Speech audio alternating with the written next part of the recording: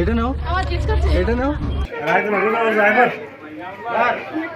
4 থেকে 500 বানর রয়েছে হজরত চাশনি পীরের মাজারে। শুনে অবাক হলেও এটি সত্য। এমনই একটি মাজার রয়েছে সিলেটে, যেখানে বানরেরা এক গাছ থেকে আরেক গাছে বসে আছে কিংবা দাপিয়ে বেড়াচ্ছে, তাদের মতো ছুটোছুটি করছে। আবার পেটে ক্ষুধা লাগলে চলে আসে মাজারে আসা দর্শনার্থী ও পর্যটকদের সামনে। আবার কেউ কেউ এমন বলে যে যাদের ভাগ্য ভালো তাদের হাতের খাবার খায় এসব বানর। সিলেটের অম্বরখানা এলাকার গোয়াইটুলায় হজরত চাশনি পীর রাদিয়াল্লাহু তাআলা এর মাজারের টিলার গাছগাছালিতে 4 থেকে 500 বানরের বসবাস। স্থানীয়দের কাছে এটি বানরের টিলা নামে পরিচিত। প্রতিদিন এখানে মাজার দর্শনের পাশাপাশি বানর দেখতেও আসে অসংখ্য পর্যটক ও দর্শনার্থীরা। তবে টিলার গাছ কেটে ফেলায় খাদ্যাভাবের মাঝে মাঝে হিংস্র হয়ে ওঠে বানরেরা, আক্রমণ করে আশপাশের বাসিন্দাদের। মাঝে মাঝে মানুষের বাসাবাড়িতে গিয়েও এরা আক্রমণ করে। বর্তমান সময়ে বাংলাদেশের বিভিন্ন প্রান্তের দর্শনার্থী ও পর্যটকদের কাছে বেশ জনপ্রিয় 360 আউলিয়ার অন্যতম হজরত চাশনি পীরের মাজার। তাই বানরগুলোর জন্য সুন্দরভাবে একটি স্থানে খাবারের ব্যবস্থা করলে এবং মাজারের চারপাশকে গাছপালা দিয়ে সৌন্দর্যপূর্ণ করলে আরও বেশি দর্শনার্থী ও পর্যটকদের আরও বেশি আকৃষ্ট করবে, এমনটাই মনে করছেন দর্শনার্থীরা।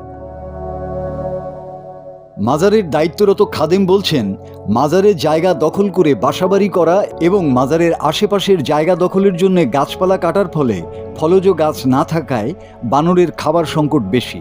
তাছাড়া মাজারের চারপাশের জঙ্গল কেটে ফেলায় বেশিরভাগ সময় এসব বানর মাজারের এরিয়া ছেড়ে মানুষের বাসাবাড়িতে চলে যায়।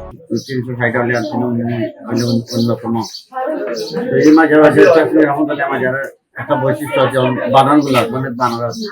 এই বানরের জন্য অনেক দেশ দেশান্তরে বিভিন্ন লোকজন আসা যাওয়া করে এবং বানরে যার যার মতো চাহিদা মতো খাওয়া দাওয়া নিয়ে বানরের নিজ হাতে খাওয়া দাওয়া করেন এবং অনেক শিশু বাচ্চা বিভিন্ন স্তরে ছোট বড় সবাই মিলিয়ে মাজারও জিয়ারত করেন এবং কিছু অংশ লোকজন আনন্দ বিনোদন করেন, বানরকে খাওয়া দাওয়া করেন এবং অনেক পর্যটক আসা যাওয়া করে। তো এখানে যদি আমি বলি আপনাদের মাধ্যমে যদি সরকারি উদ্যোগে এটা পর্যটন হিসেবে পরিচিত এবং আধ্যাত্মিক এবং উনি হলেন ভূতত্ত্ববিদ, মৃত্তিকা বিজ্ঞানী চাষমির বিশ্ববিদ্যালয়।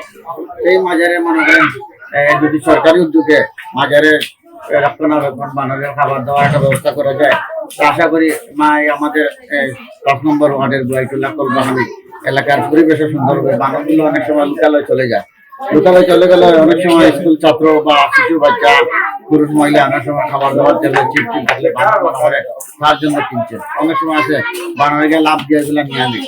তো বানরগুলা খাবার দাবার পর্যাপ্ত মোতাবেক যদি খাবার দাবার পায় সরকারি উদ্যোগে, তাহলে মনে হয় বানরগুলা লোকালয় যাবে না। এবং এখানে মনে হয় বানর অনেক ছিল। এখন এই খালাবাতর মাঠ সংলগ্ন মাজারে অনেক জায়গাগুলো আছে, একটা চক্র 5 তারিখের পর থেকে সুবিধা অনেক মাজারের কবরস্থানের উপরে গোল দোয়ার বানাইয়া গাছপালা কাটিয়া মাজারের ক্ষতি হচ্ছে, পরিবেশের ক্ষতি হচ্ছে এবং মাজারের যে কবরস্থানের জায়গাগুলা অনেক দখল করে অনেকগুলা বাসা বাড়ি তৈরি করছে। তবে এই মাজারকে কেন্দ্র করে বানরের আবাসস্থল এই জায়গাটির প্রাকৃতিক বৈশিষ্ট্যকে সুন্দরভাবে রক্ষণাবেক্ষণ করলে দর্শনার্থীদের মন আরও বেশি আকৃষ্ট করবে।